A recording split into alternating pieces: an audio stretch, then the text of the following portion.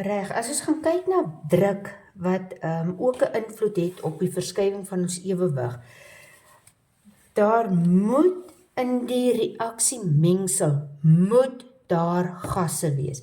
Dit verwys terug na Boyle se wet, en daar het julle mos nou geleer dat konsentrasies, oplossings, vaste stowwe is nie saampersbaar nie.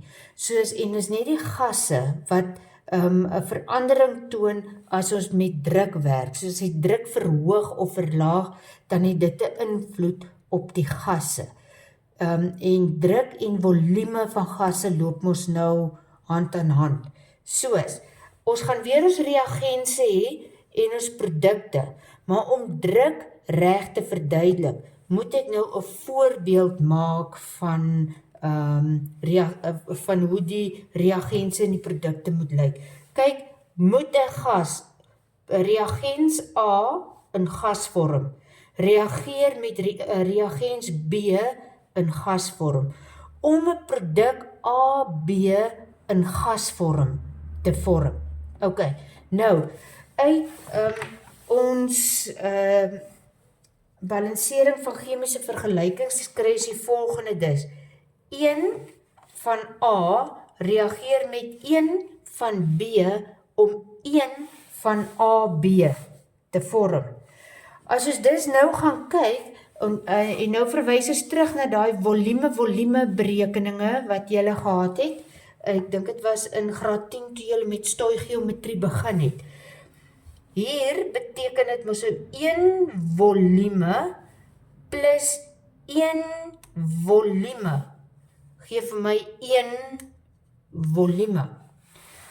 As ek hierdie kant bymekaar tel, dan is dit 2 volumes van AB, nou stel hulle bymekaar, gee vir my 1 volume van AB.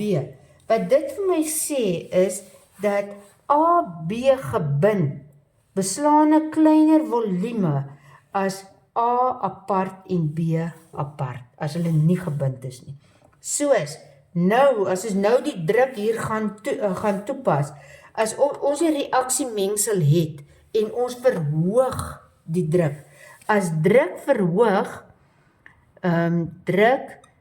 verhoog, neem toe, dan beteken dit mos die volume gaan afneem. Soos watter kant het ek die laagste volume, die kleinste volume, aan die produktekant.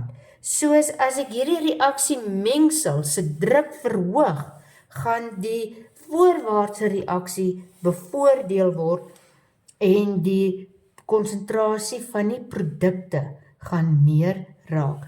As ek die druk verlaag, as 'n mens druk verlaag, wat gebeur met jou volume? Jou volume, nee, ek net hier skryf, volume, jou volume gaan hier toeneem.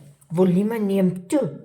Soos, as ons 'n reaksiemengsel het, en ons verlaag die druk, dan gaan die druk, die ewewig skuif in die grootste volume, en dit is na die reagense kant toe. Soos die terugwaartse reaksie gaan bevoordeel word. Ons konsentrasie van A, reagens A en reagens B, daai konsentrasie gaan meer raak, want dit beslaan 2 volumes, terwyl as die druk verlaag word, want die volume is groter. As ons druk verhoog word, gaan hy skuif na die rigting waar ons 'n kleiner volume het. Soos hier val ons weer terug na die volume berekeninge. Soos dit is die uitwerking van druk op 'n chemiese ewewig, maar voorwaarde, ons moet gasse hê.